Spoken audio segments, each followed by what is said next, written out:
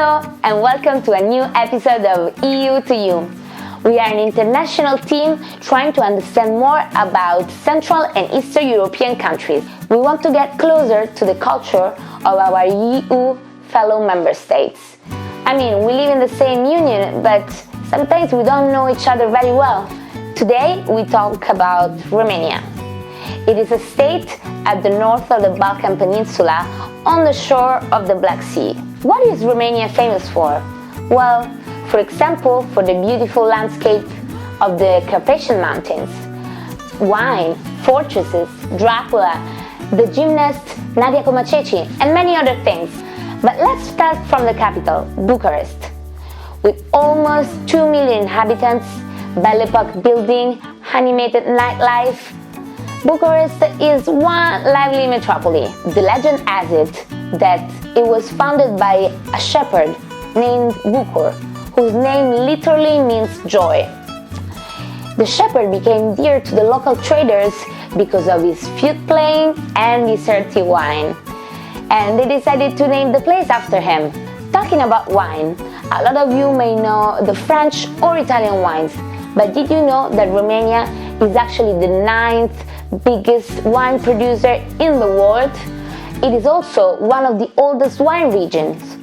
In fact, the Greeks arrived from the Black Sea in 2000 before Christ and they introduced wine production. They did so in France only around 1000 years later. So, I'm sorry, French people out there. As usual, after talking about some fun facts, we look at the most searched questions on Google about Romania. Let's see what we find. Why do Romania and Chad have the same flag? Wow, Chad is in Africa. The two countries are pretty far. Well, actually, the similarity is pure coincidental. But it's true that they have a common inspiration. Here's the flags.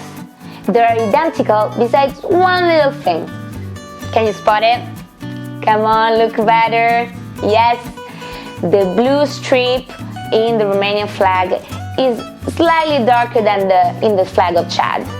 Don't worry, if you haven't seen this, you're not colorblind yet. It's true, they look really similar. The similarity is coincidental, but it's true that the two countries found a common inspiration. Romania adopted the flag in 1848, inspired by the French tricolor. The French tricolor symbolized liberté, égalité, fraternité. At that time, these ideals were widespread in Europe. The colors were representing the two parts of Romania, Wallachia and Moldavia.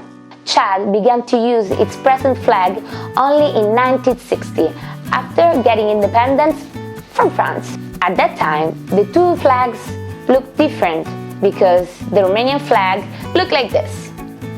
But in 1989, after the revolution that overthrew the dictator Ceausescu, the symbol was taken out and the two flags became exactly identical. That's it, a pure coincidence. Okay, so since now we're experts on the Romanian flag, let's look up another question. Okay, why do Romanian names end in escu? I know, people on the internet have weird curiosity. I mean, can you just accept that some things are just the way they are without making too much of a fuss about it? Anyway, it's true that many Romanian last names end in U, or more specifically, escu. And it turns out that there is an historical reason for that. Before the 19th century, the children were taking the name of the father and the grandfather. I know, a lot of names for one little child. But in 1850, a name reform was introduced, and children were allowed to have only one last name.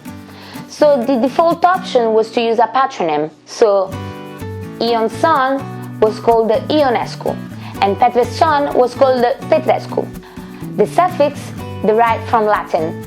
In fact, Romanian and the similar Moldovan are the only two Romance languages in Eastern Europe. Thanks for joining us at EU to You. We hope you learned a lot, and I sure did. If you like the video, just give us a thumbs up. And remember to subscribe for following videos. Thank you, and we cannot wait to bring more EU to you. Bye!